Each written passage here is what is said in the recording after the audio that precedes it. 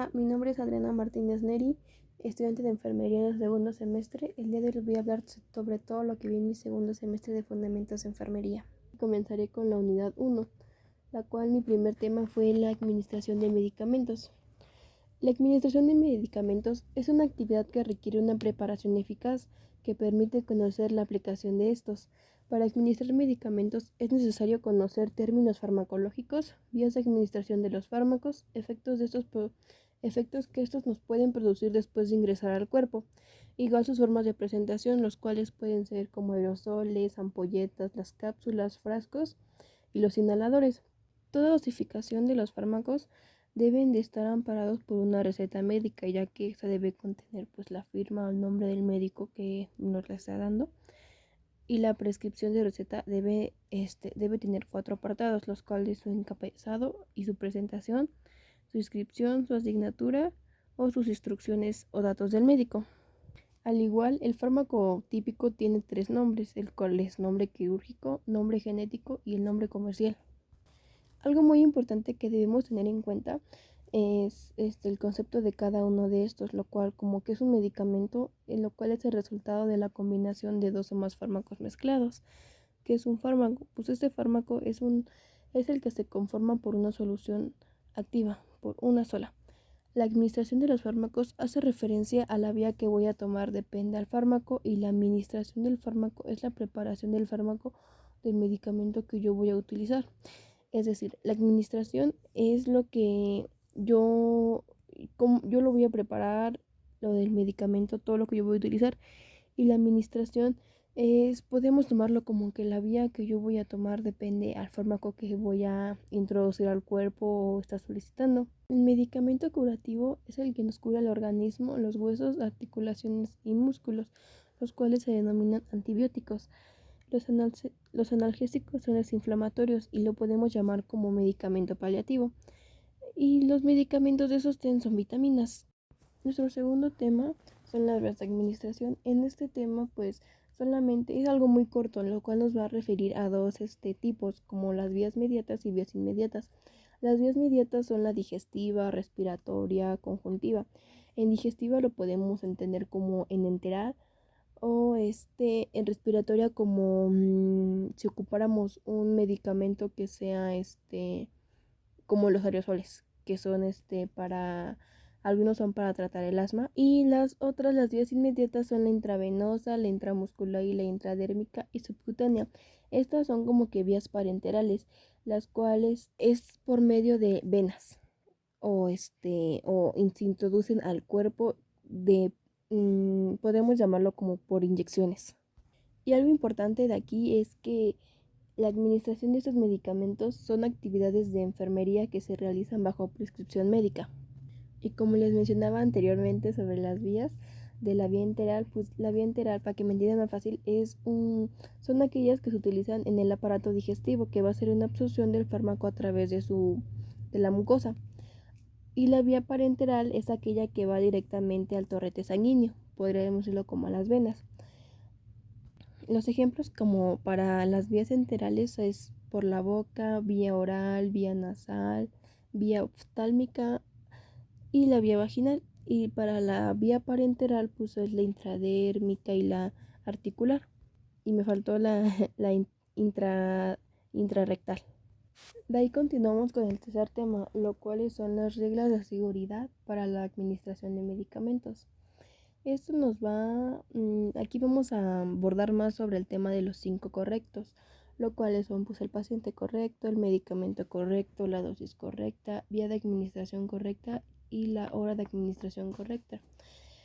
En otras palabras, esto nos va a hablar sobre una administración segura de medicamentos, la verificación de la medicación, lo cual debemos verificar que la prescripción médica coincide con el registro manual o electrónico de enfermería, la preparación de medicamentos, lo cual es aplicar principios de asepsia, revisar la cavidad y el aspecto del fármaco, evitar interrupciones en caso de disponer, extraer solo un medicamento que se va a administrar. Y como lo mencioné, como lo principal que se basa en este tema, son en los 5 correctos que nos tenemos que saber muy bien. Para describir cada uno de los 5 correctos, lo cual es el primero, el paciente correcto, eso nos habla de que identificar con cinta o una pulsera el registro del paciente antes de aplicar cualquier fármaco.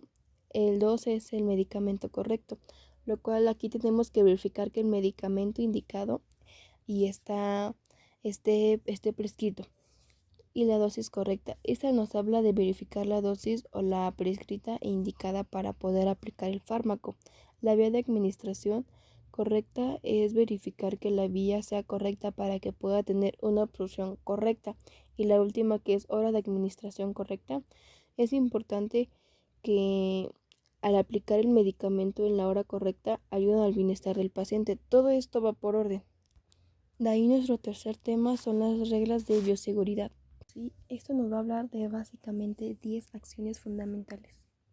Y pues la acción 1 es la revisión de prescripción escrita, la cual debemos de revisar que si los medicamentos es función del personal médico para evitar errores en la aplicación del medicamento. La número 2 es la identificación de los medicamentos, lo cual es evitar o disminuir errores en la administración de estos, los cuales pues, son factores para considerar en la administración de medicamentos. La 3 es la colocación de medicamentos en el recipiente específico, como vasos, jeringas. Esto nos habla de un equipo en condiciones favorables, uso de limpieza o esterilización, para que nos ayude a evitar infecciones. La 4 es con tarjeta o horario medir o colocar medicamentos en la dosis señalada. Eso nos dice que la dosis es una cantidad del agente terapéutico que se administra una sola vez. La acción 5 es retornar los medicamentos en su sitio respectivo, si no existe alguna contradicción, lo cual es la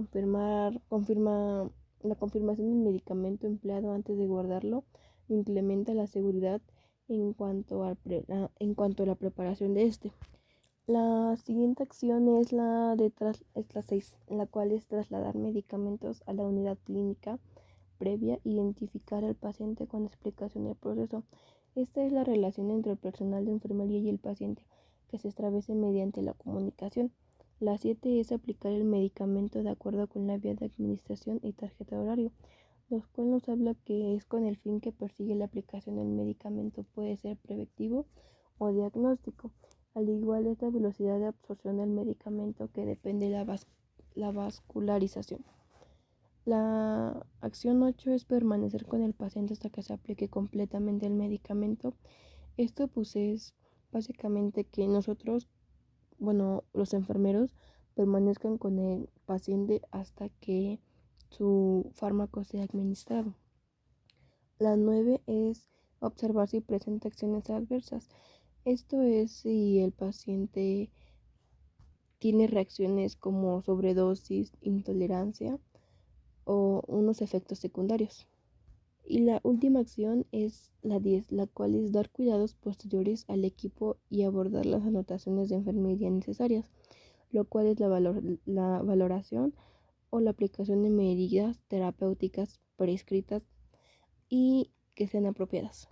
En este tema entran 2 reglas, la cual es la NOM 073 y esta es la estabilidad de los fármacos y medicamentos, así como remedios, preparación y la evidencia científica que demuestra el periodo de vida útil asignada a estos.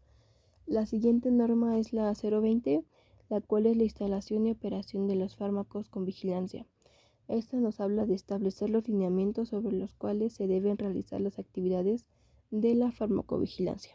En otros temas, pues la bioseguridad es el conjunto de normas que son aplicadas en múltiples procedimientos, como ya las mencionaba antes. Al igual aquí podemos mencionar los medicamentos, a los cuales son medicamentos de alto riesgo, los que se señalan con tinta roja. Y los etiquetados, lo cual tenemos varias etiquetas como la etiqueta roja, azul, rosa, naranja, verde, blanca y rojo. La roja son para medicamentos de alto riesgo, como ya lo mencionaba.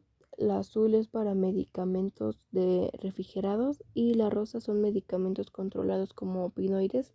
La naranja son medicamentos fotosensibles. La verde son medicamentos que están próximos a ser caducados. y el blanco son para los sueros solución que no son de alto riesgo. Nuestro siguiente tema es la terapia de infusión, lo cual nos habla de otra norma, la cual es la 022, que es quién puede instalar el acceso, los procedimientos y sus objetivos. Esta norma nos habla de establecer los criterios para la innotación, mantenimiento y vigilancia de retiro de vías de acceso venoso, periférico y central, así como los requisitos que deberá compartir el personal de salud que participa en la administración de la terapia de infusión intravenosa con fines profilácticos. En sí, esta regla se va a basar en la inserción de un dispositivo intravascular corto en una vena con fines diagnósticos, profilácticos y terapéuticos. De ahí nos vamos al siguiente tema, lo cual es la intervención de enfermería en la terapia de infusión. Bueno, la terapia de infusión es un procedimiento profiláctico o diagnósticos terapéuticos. Establece los criterios para la instalación de medicamentos. Aquí es cuando vamos a ver sobre las reglas de 3, las soluciones. Bueno, las soluciones son las isotónicas, las cuales son donde una célula y una solución se mezclan sin generar cambios. La hipertónica, que se incrementa el tamaño de las células y disminuye el volumen de líquidos. Y la última, que son las hipotónicas, las cuales es donde la célula va a empezar a liberar el líquido. Y el otro que se subdivide, que en este mismo tema, que son el cálculo de gotas, resoluciones de una fórmula. Aquí es donde vamos a ocupar la regla de 3, lo cual es, bueno, hay diferente, ¿no? Como para la regla de 3 de un volumen total de tiempo, o cálculo de goteo en un normogotero y en un microgotero. Aquí va a cambiar. En nuestro normogotero va a ser volumen sobre la constante, que es 1, la constante, que es 3, y el tiempo, lo cual va a ser 1. Y esto nos va a dar a igual a volumen con la respuesta de que nos dio, lo cual vamos a multiplicar la constancia y el tiempo. Nos va a dar gotas por minuto de un normogotero. Al contrario del microgotero, nada más vamos a cambiar la constante, lo cual va a ser 1. Y ya es lo mismo que un normo, pero un normo en su constante tiene 3 y el micro tiene 1. Te podría decir que nos den una receta para lo cual es sobre los medicamentos que conllevan la regla de 3. Tenemos que verificar si esta contrae, por qué vía va a ser, si tenemos que aforar o diluir, y todo lo que vamos a ocupar. No podemos administrar nada si no está escrito correctamente todo. Podemos seguir con nuestro otro tema, que es disposición de la sangre humana. En este nos habla que existen 4 tipos de sangre: la A, la B, AB y la O, los cuales es A negativo, A positivo, B negativo, AB positivo y negativo, y la O, que es O positivo o negativo. Y aquí nos dice que pues la A es como que la sangre más común, y la B y la O, la sangre O negativo, es la que normalmente nunca se encuentra en ningún tipo de sangre. Y la AB es es la que puede recibir a todos los grupos de sangre. Esta es compatible con todos. Y en caso de que una de estas no sea compatible, pues puede ocurrir riesgos, como puede ocurrir un shock anafiláctico, lo cual es algo grave que nos puede llegar a causar la muerte, o una reacción alérgica que puede acelerar el corazón y disminuir la presión arterial. De aquí nos podemos hablar de 3 cuidados: los cuidados pre-transfusión. Los cuidados pues son los que debemos de identificar correctamente al paciente y verificar sus datos, así como el tipo de sangre correspondiente, para evitar reacciones alérgicas o reacciones adversas como un shock. También importante en estos cuidados, es muy importante tener su consentimiento del paciente o el consentimiento de cualquier familiar antes de realizar una transfusión sanguínea. La norma se llama SSAY del 2022, la cual nos indica los cuidados pretransfusión y vamos a ir detallando cada uno de los 15 puntos que existen antes de una transfusión sanguínea. De ahí nos vamos a los cuidados trans, los cuales son las minutorías de la presión del paciente, verificar si es transfundida y no mezclar componentes con ningún fármaco. Igual tenemos que monitorear los síntomas del paciente y en caso de que tenga una reacción alérgica, quitar y dejar de transfundir sangre y aplicar solución para que no ocurran otros, como ya lo mencioné, los riesgos que puede contraer esto. Y lo último son los cuidados post. Esto es volver a tomar los síntomas vitales, ver que el cuidado y la reacción que esté teniendo por lo menos 2 días anticipados para que verifiquemos las reacciones que está teniendo el paciente. Es como que ya lo fundamental, ya ofrecerle cuidados al paciente si no tuvo ninguna reacción y esperar 2 días de anticipación para ver si contrae reacciones o no. Y ya, de esto se va a tratar nuestro tema. Lo principal son los cuidados de la transfusión sanguínea de sangre que pues se le va a administrar al paciente, por así decirlo. De ahí podemos seguir con los indicadores de calidad. En pocas palabras, pues este tema nos va a hablar de 16 indicadores de calidad, las cuales pues son herramientas de medición que basan a mejorar la calidad de los servicios de enfermería. Nuestro primer indicador nos habla de un trato digno, lo cual pues como lo dice, tenemos que tratar bien al paciente y pues no ser groseros con ellos en ningún momento. Las siguientes son la administración de medicamentos por vía oral, de ahí sigue vigilancia y control de venoclisis instalada, prevención de afecciones en pacientes con sonda vesical instalada, prevenir de caídas de pacientes hospitalizados. En esto pues tenemos que cuidar al paciente, verificar que los barandales estén hasta abajo, la cama lo más abajo posible para evitar un riesgo de caídas y sea mayores riesgos para el paciente. Igual prevención de úlceras en la presión de pacientes hospitalizados, registros clínicos de enfermería. Eso nos se basa en que todo tiene que tener un orden para poder ofrecerle el mejor trato al paciente y no haber errores en sus hojas de enfermería. El manejo de recién nacido con peso menor a 1500 gramos es mantenerlo aislado al recién nacido para que no contraiga otras enfermedades. La vigilancia y control de la alimentación a través de sonda nasogástrica, verificar que todo lo que el paciente esté ingiriendo sea correcto y no cause algo dentro de su organismo. La vigilancia de control del neonato con aspiraciones de secreciones a través de la endotraqueal. La vigilancia y control del neonato con catéter intravascular. Aquí nos habla de vigilar básicamente al neonato que no se lo esté quitando, porque pues si te distraes en un minuto pues ya no lo tiene y pues tenemos que volver a ponérselo y pues es muy doloroso para los bebés. La siguiente es la atención del paciente con tratamiento de hemodiálisis, la atención de pacientes con tratamiento de diálisis peritoneal. Esos son los 15 indicadores de calidad que nos habla este tema. Nuestro último tema de esta unidad 1 son las metas internacionales y acciones esenciales para la seguridad del paciente.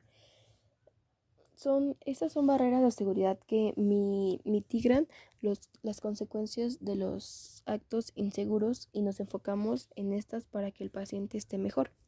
La acción 1 es la identificación del paciente, la cual pues tenemos que, como su nombre lo dice, identificarlo como su nombre completo, su fecha de nacimiento y su edad. La segunda es la comunicación efectiva. Esta se basa por medio de una llamada, la cual son indicaciones que nos va a dar de manera verbal o telefónica, que debe llevar el registro, fecha y hora de quien recibe la llamada, nombre de quien la recibe, datos de lo que nos indica y estar transcribiendo. Básicamente la que recibe la llamada es la que va a apuntar todo y la hora en la que pues inició la llamada y terminó y todo lo que le esté diciendo por vía telefónica. La otra es la seguridad del proceso de medicación. Eso nos habla de los medicamentos LASA, los cuales son medicamentos con aspectos y nombre parecido. los cuales pues igual pueden contener medicamentos de alto riesgo con etiquetas rojas, como lo mencioné posteriormente. De ahí seguimos con la seguridad de los procedimientos, y esto nos habla de un tiempo fuera, lo cual se basa en 4 fases: en cirugía segura, paciente indicado e instrumentos correctos, lo cual nos dice de antes de una y lo de establecer el formato fuera para que los procedimientos invasivos, clínicos y de alto riesgo se realicen de quirófano. Igual aquí tenemos que antes de que el paciente se duerma o bueno sea anestesiado, debe de saber su nombre y todo lo que va a pasar dentro de la cirugía o el procedimiento que va a realizarse. De aquí seguimos con la número 5, que es la reacción de riesgos en las infecciones asociadas ante la salud. Eso nos habla del programa de higiene de manos, que debe contraer capacitación continua, y el control del agua. Básicamente aquí nos basamos más del lavado de manos y la higiene que debemos tener para evitar cualquier riesgo o infecciones hacia el paciente. De ahí seguimos con la reducción de riesgos del daño al paciente causando heridas. Aquí pues nos habla de que los barandales tienen que estar en otras palabras, hasta abajo, la cama más abajo posible, para evitar que el paciente se caiga y mantenerlo vigilado. De ahí seguimos con el reporte y análisis de eventos centinela, eventos adversos y cuasifallas. Un evento centinela es aquello que está mal, pero yo aún así lo realizo o lo voy a realizar. El evento cuasifallas es pues en el que por poquito y fallamos, así como lo dice casi fallas.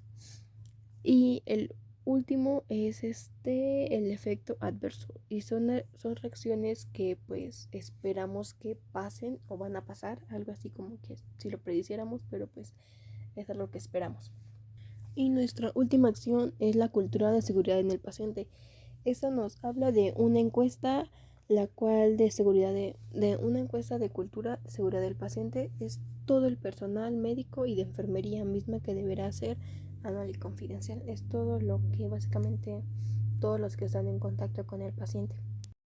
Bueno, pues podemos continuar con nuestra unidad 2, la cual es técnicas específicas en enfermería. Nuestro primer tema son técnicas específicas en la aplicación de calor o frío.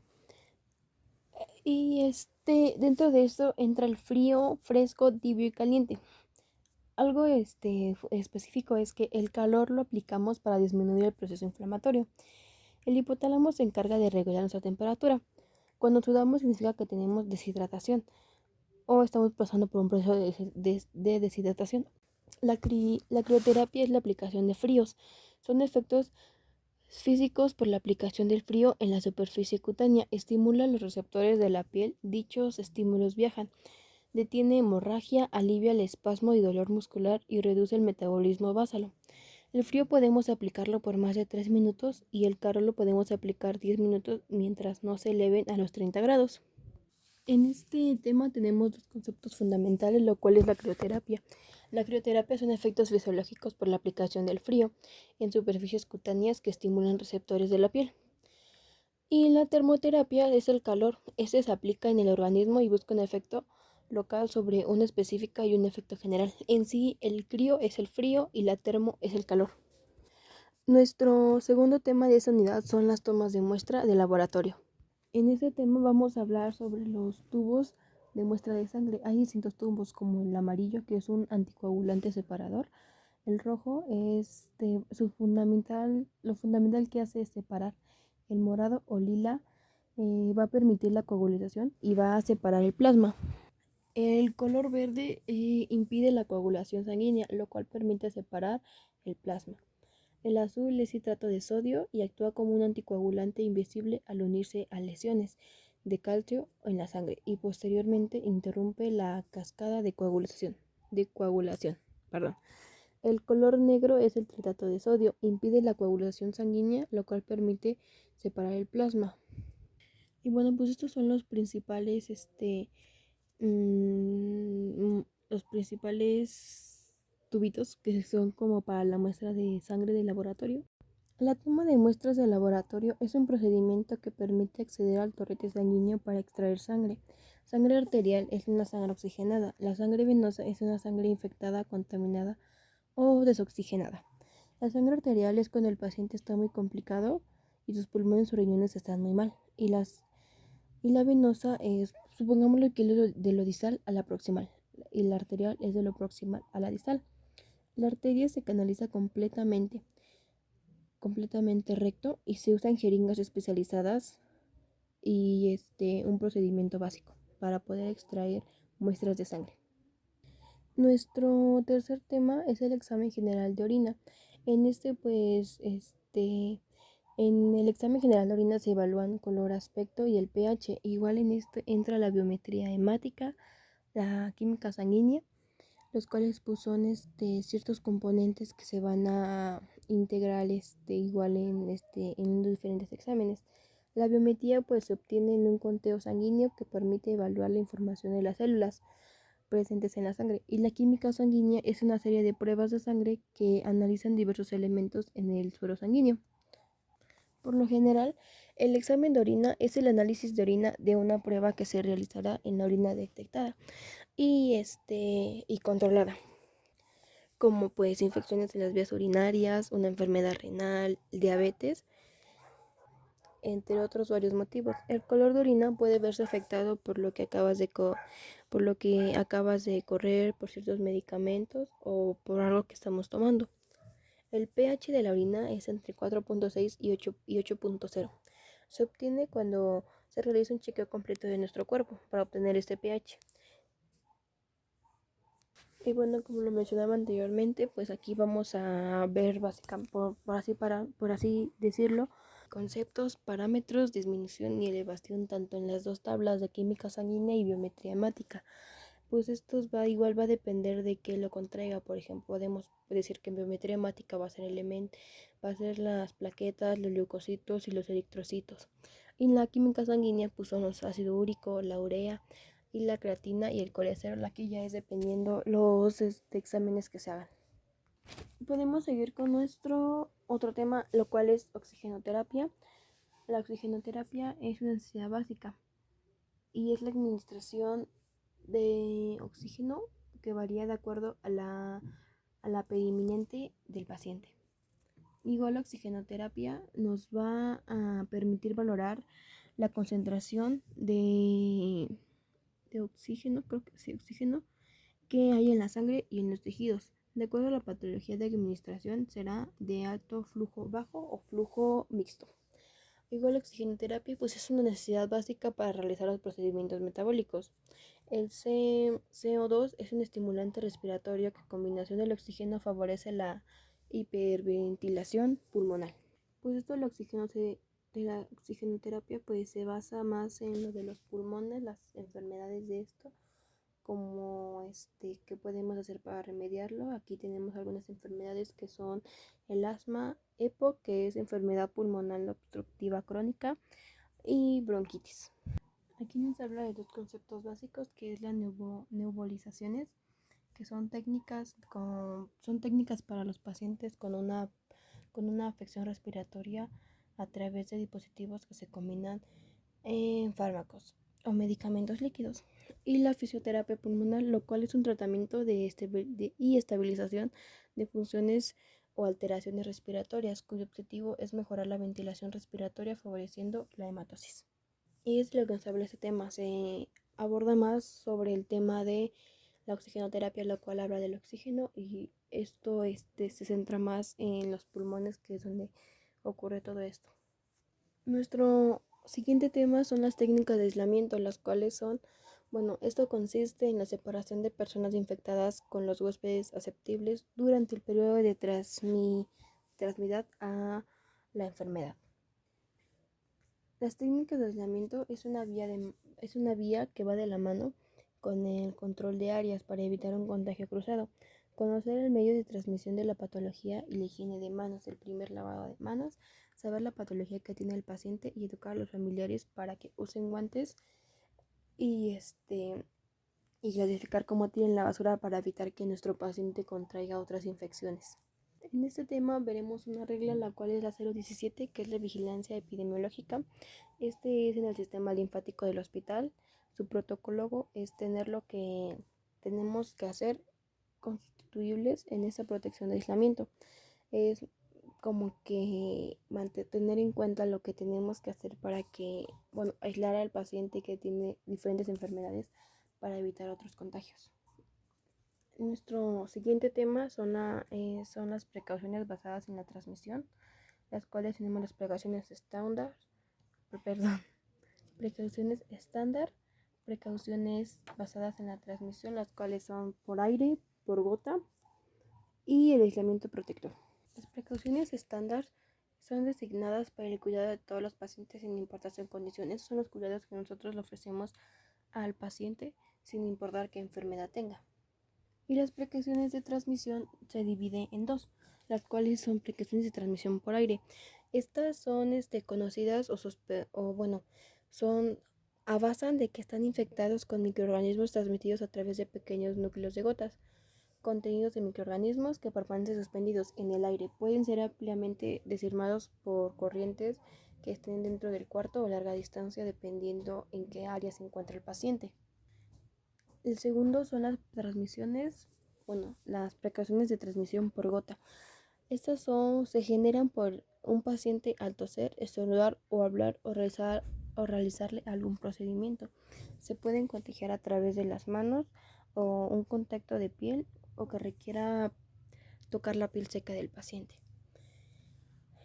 Y nuestro último son las precauciones de aislamiento protector. Estas son importantes hasta que se establezca un diagnóstico definitivo. Es aislar al paciente para que el paciente, podemos poner un ejemplo como los recién nacidos. El recién nacido es más probable que se contagie por algo externo que por algo interno. Entonces es mejor aislarlo y que al momento de que yo vaya a tener contacto con él tenga un traje quirúrgico, tenga guantes y todos los cuidados necesarios para evitar que yo le contraiga alguna enfermedad al bebé. Y esas precauciones por aislamiento protector son para pacientes que tienen enfermedades terminales que son más es más posible de que se pueda morir por algo que contraiga. De ahí podemos continuar con el cuidado de heridas, las cuales son esenciales para promover una cicatrización rápida y adecuada. Igual es para prevenir complicaciones rápidas y adecuada para prevenir para prevenir que esa herida se pueda infectar. Igual el proceso de cicatrización se divide en 3 fases: la inflamatoria, proliferativo y la remodelación. Aquí hablaremos de los tipos de herida. Existen diferentes tipos de herida, como heridas cerradas, la cual pues es cuando nos torcemos un tobillo o una lesión que se genera de manera interna. La herida abierta. Las heridas abiertas son por cuando nos caemos y nos derrapamos en un piso, pues hay un riesgo de infección, ya que pues nos abrimos, puede decir que una pequeña herida está abierta.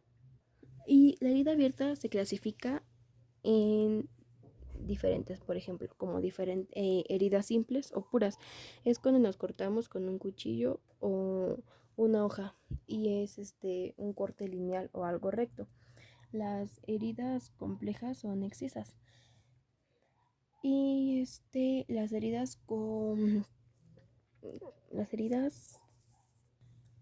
punzantes pueden ser desde de una aguja con algo que yo me pinché o con algo que yo tengo contacto al momento de que es algo así como que puntiagudo. Si son punzantes, algo que si me machuco el dedo me va a pulsar porque es un dolor interno, se podría decir. Y las heridas especiales tienen otras clasificación como heridas por mordeduras. Son suturas que cierran por complejo y se pueden infectar y va a generar un líquido punilento que se va a comer al tejido vivo que está sano y no tendrá un tejido vital. Podría tener a mayor riesgo de una amputación. ¿Y por qué sucede esto? Porque pues una herida por mordeduras de un perro, supongamos que tenía rabia, pues se va a infectar por dentro y si no es tratado y no se lava de manera correcta, pues como va a infectar a cierta parte, pues se va como decirlo, como era el tejido vivo que está sano y lo va a infectar. Entonces es algo que es interno y pues su complicación es amputar el dedo. De ahí seguimos con las de heridas por arma de fuego. Esto es un impacto de una bala y busca entrada y salida. Lo que se hace en este caso es retirar la bala, tratar de retirarlo y hacer un procedimiento. De ahí las otras que tenemos son las contaminadas, que son heridas contaminadas, heridas recto, las cuales pues están en contacto con la vagina y extirpación del apéndice. Ya es otro como que es más interno y tenemos que tener cierto cuidado para evitar esa contaminación. Las sucias o infectadas son expuestas a caídas en moto. Y en este mismo tema nos habla de un procedimiento que debemos llevar a cabo para poder curar esas heridas o remediarlas para evitar que haya contagio o se contaminen por dentro. Y la curación o procedimiento que vamos a ocupar va a ser lavar las manos, explicarle al paciente el procedimiento que vamos a realizarle, en este caso pues cómo vamos a lavar su herida.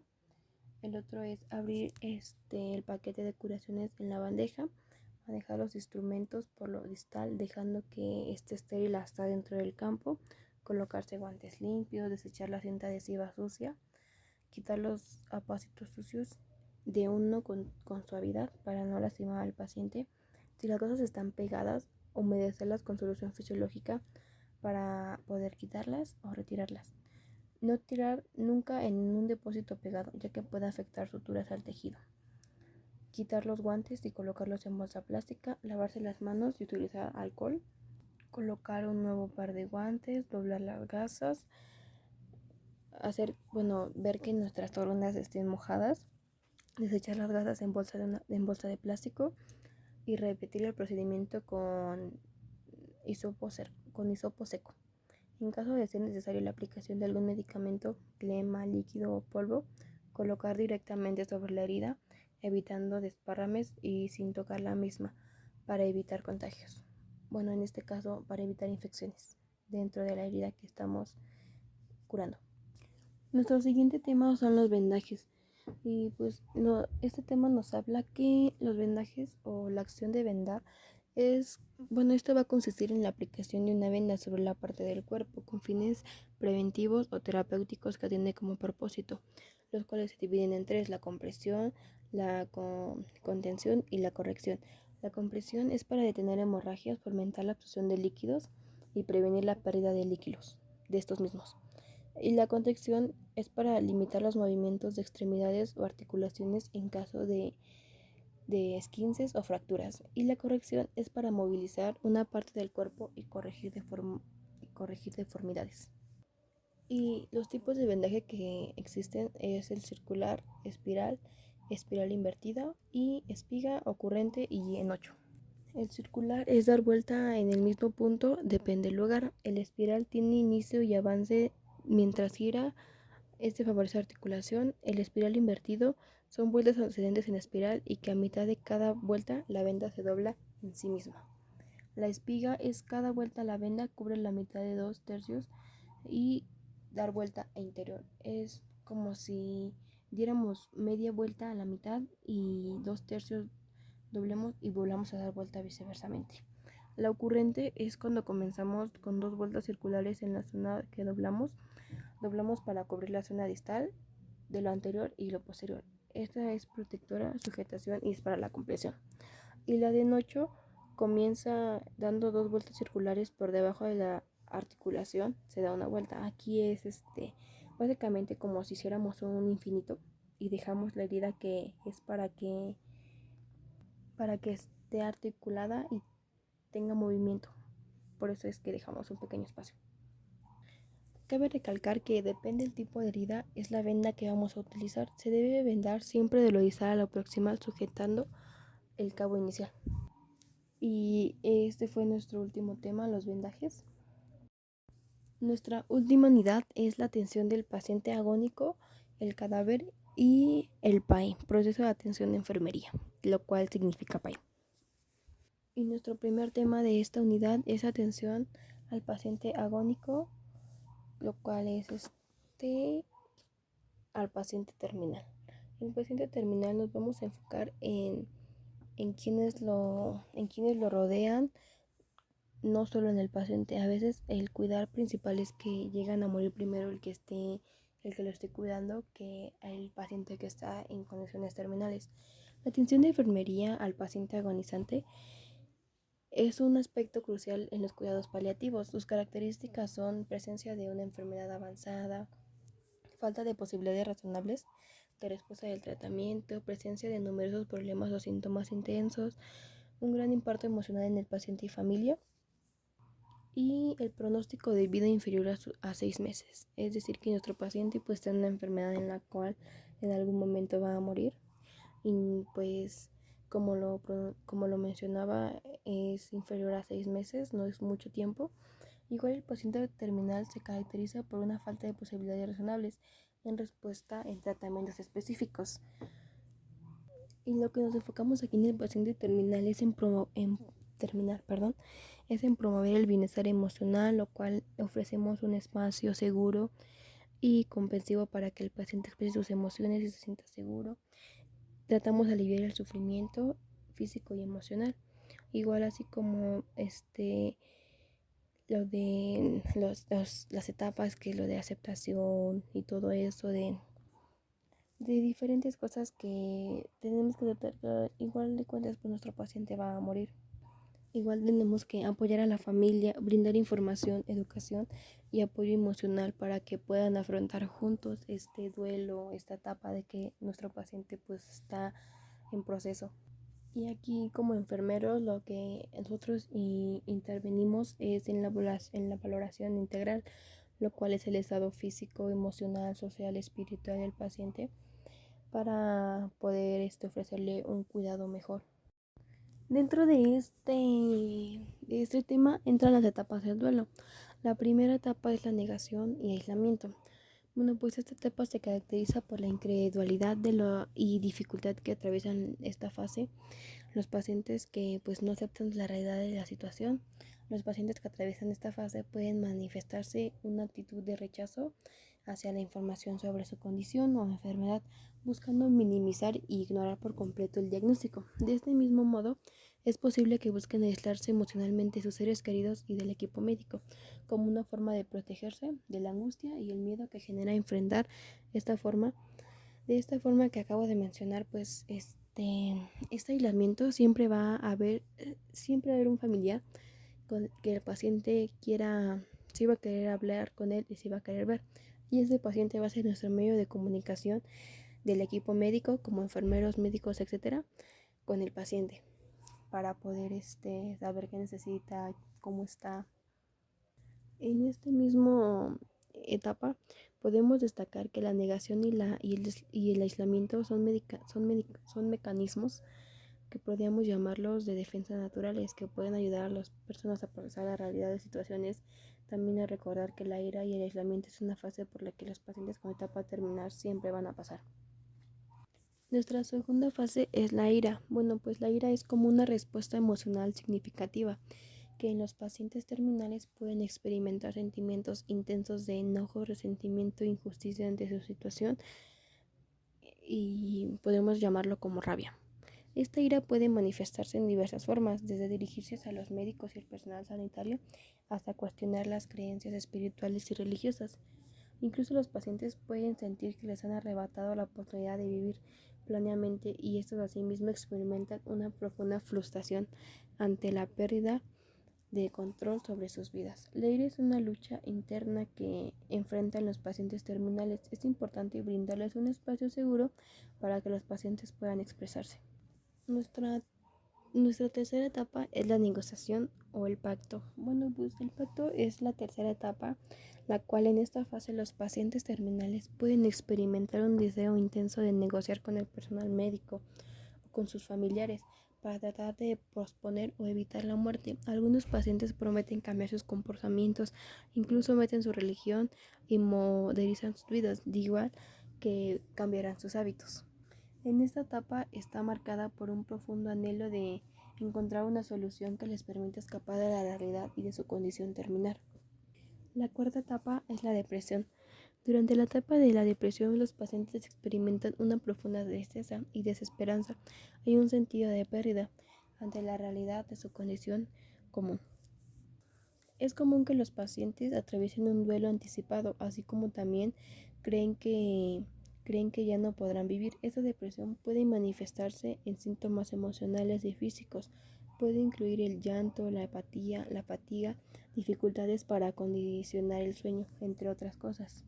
Para esta etapa es importante ofrecerle un apoyo emocional y compasivo al paciente para que se sientan escuchados y comprendidos. Incluso la depresión puede afectar también a los familiares, quienes pueden experimentar su propio duelo antes de la pérdida de su paciente, o en ese caso de su familiar.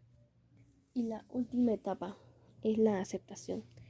La aceptación es la última fase del afrontamiento de la muerte, es la etapa de la aceptación. En esta etapa es cuando los pacientes terminales llegan a un punto en el que comienzan a aceptar la realidad de su condición o de su enfermedad. Los pacientes pueden sentirse más preparados para despedirse y encontrar un sentido de cierre a sus vidas. En esta etapa es importante brindarle un apoyo compasivo al paciente, ya que se sienta acompañado para su proceso de aceptación de su condición. Pues estas son las 5 etapas que nuestro paciente terminal ¿cómo decirlo? Por lo que puede pasar o básicamente va a pasar. Igual, esto quiere decir que no siempre los pacientes van a tener esas etapas. Puede que uno empiece con la ira, la depresión, la negación, o incluso hay pacientes que lo principal que hacen es aceptar su condición, pero esto va a depender conforme a nuestro paciente, cómo acepte la realidad de su condición, cómo demuestre en las 5 etapas del duelo.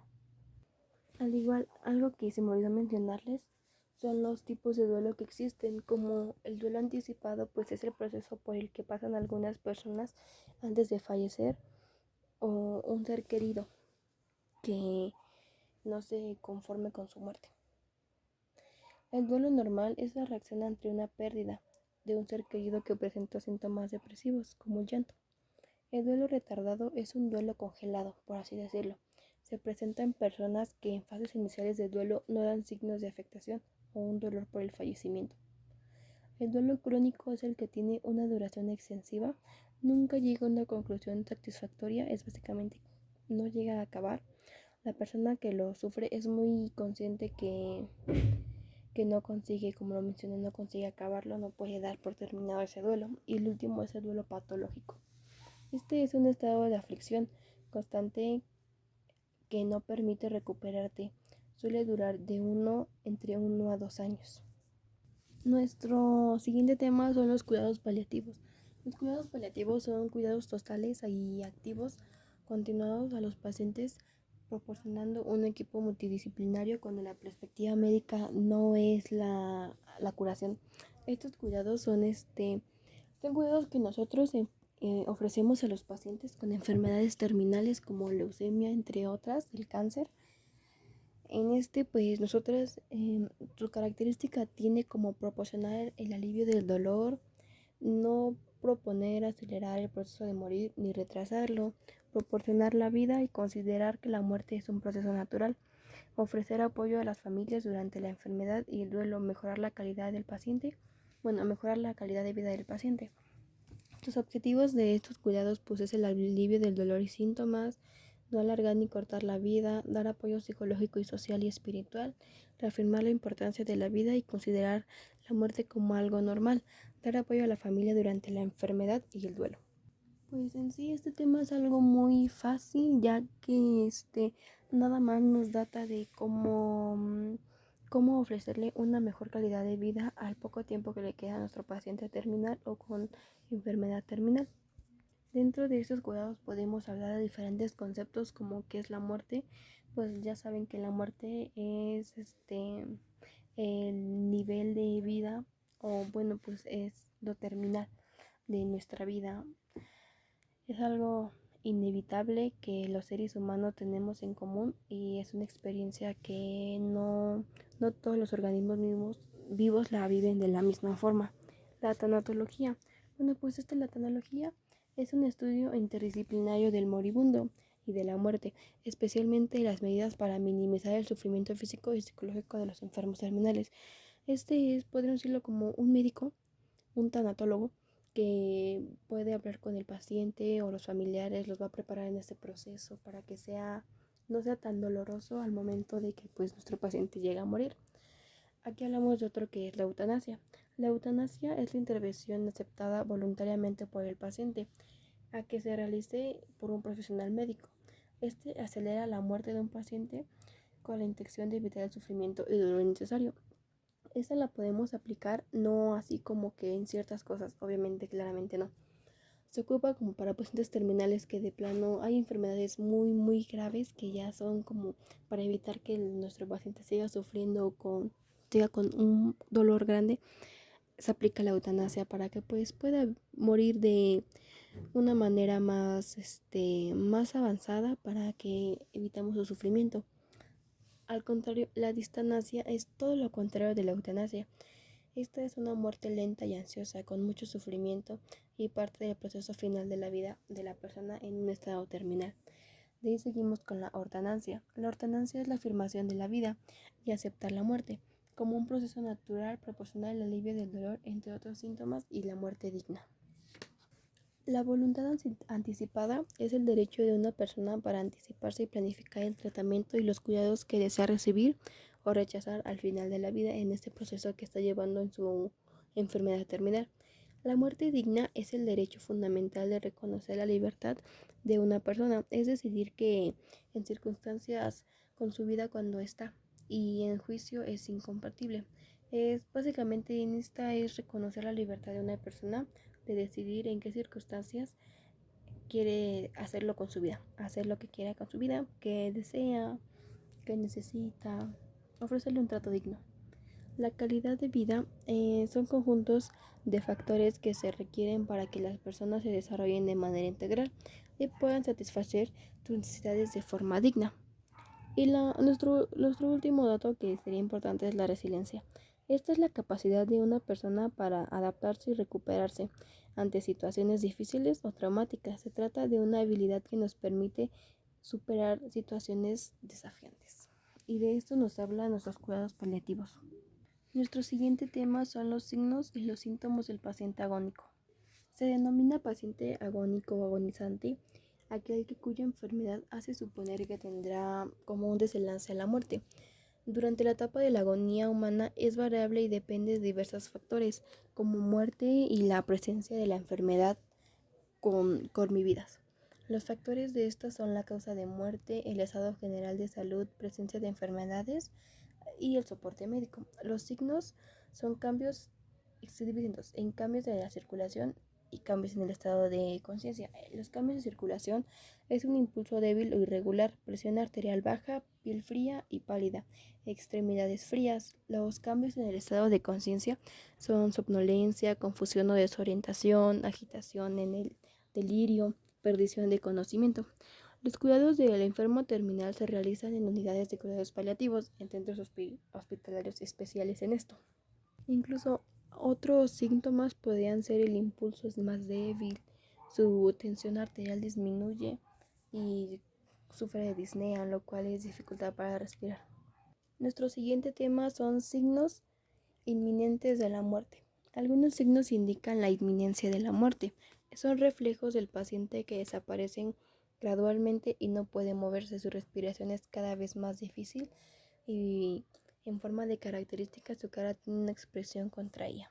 Podemos decirlo, que la muerte ya está muy cerca de nuestro paciente, pues se considera que la muerte ha ocurrido cuando la respiración y la función cardíaca desaparecen o pues cesan por varios minutos. Por lo general, primero se detiene la respiración. El corazón deja de latir 2 minutos después. Esta época de masaje cardíaco y reanimación boca por boca, la estimulación y la fabricación eléctrica del miocardio es lo que como que podemos decirlo introduce a esta etapa de la muerte para poder revivir a nuestro paciente o hacer lo que pues siga en este mundo. Sus signos de la muerte podrían ser: no se nota impulso ni se reciben latidos cardíacos, la dilatación de las pupilas, las manchas cutáneas del color, el inflamiento del cuerpo, o en este caso el cadáver. El rigor motriz es un signo reconocible de la muerte y es causado por un cambio químico. Igual podemos notar la piel fría y pálida, náuseas y vómitos, diarrea, estreñimiento y la disminución del apetito. Nuestro siguiente tema son los cuidados post-mortem, lo cual es al producirse la muerte, el médico debe reconocer el cadáver y emitir el certificado de difunción. En una hoja de evolución del paciente se anotará la fecha, la hora, las causas del fallecimiento y cuándo se completará el proceso. Y se le comunicará a los familiares. Y aquí nos habla en la preparación del cadáver. Primero es el rigor motriz, lo cual es en donde el cuerpo se entorna, consiste en debido de un cambio, el pH y la ausencia de ácidos. Pasados 5 minutos el cuerpo se pone duro. Después seguimos con lividez cadavérica, lo cual es la coloración cianótica por la acción de gravedad, en la que la sangre decide en planos inferiores respecto a la posición del cadáver. Lo siguiente es el rigor motriz, que es el enfriamiento del cuerpo debido a la absorción del calor. La descomposición es la acción de enzimas y bacterias que influyen en la degradación química. Cuando el cadáver Con el cuidado del cadáver es más que nada técnica, y aquí es que se deben de poner en un membrete el nombre completo, la edad, fecha de nacimiento, fecha de descenso, hora de deceso y el diagnóstico. Hay 3 membretes. Uno va en el cadáver, uno va en la bolsa de sábana y uno en el contenedor, o sea, el morgue. Algunas recomendaciones para esta preparación o esta etapa es demostrar respeto, entregar las pertenencias a la familia, atender e informar a todos los familiares de lo que acaba de pasar. Nuestro objetivo de estos cuidados es que el cadáver esté en condiciones adecuadas para que el traslado según proceda, lo cual es al velatorio en el centro sanitario, al tanatorio o al domicilio del paciente. Nuestro siguiente tema son los tipos de ingreso. Existen diferentes tipos, los cuales el tipo por mejoría, egreso por mejoría, egreso voluntario y egreso por fuga y egreso por defunción. El egreso por mejoría es el alta del paciente de una institución de salud cuando su recuperación es satisfactoria. Está indicada especialmente al paciente de alto riesgo, adultos mayores con sociedad derivada en un proceso vital. El egreso voluntario se puede deber a motivos económicos, transferencias de otras instituciones y la inconformidad por la atención prestada o la inaptación de un medio hospitalario. El personal de enfermería debe particular con el médico y trabajar en la socialización de investigación por el motivo que genera un alta. El egreso por fuga es la salida de un paciente del hospital sin autorización médica. Aquí podríamos decirse que es cuando los pacientes se escapan de los hospitales o clínicas. El egreso por defunción es cuando el paciente ha fallecido. La función del personal de enfermería consiste en proporcionar orientación a los familiares. El egreso de defunción es cuando un paciente ha fallecido. La función del personal de enfermería consiste en proporcionar orientación a los familiares sobre los trámites administrativos. Los pasos es escuchar, orientar o canalizar a los familiares para superar el duelo, entregar expedientes clínicos y anotaciones correspondientes y proporcionar los cuidados post-mortem. En cada unidad existen varios tipos de egresos. Para esto se necesitan debido a un procedimiento o documentaciones, a menos de que sea por una fuga, como ya lo comentaba, el egreso por fuga. Y en un egreso por fuga lo que debemos hacer es notificar a las autoridades, hacer anotaciones sobre fecha y hora y lugar, dónde fue la fuga del paciente, a qué hora fue, y enviar el expediente al Departamento de Trabajo Social para continuar o poder encontrar a ese paciente que escapó. Nuestro último tema es el proceso de atención de enfermería, el PAI.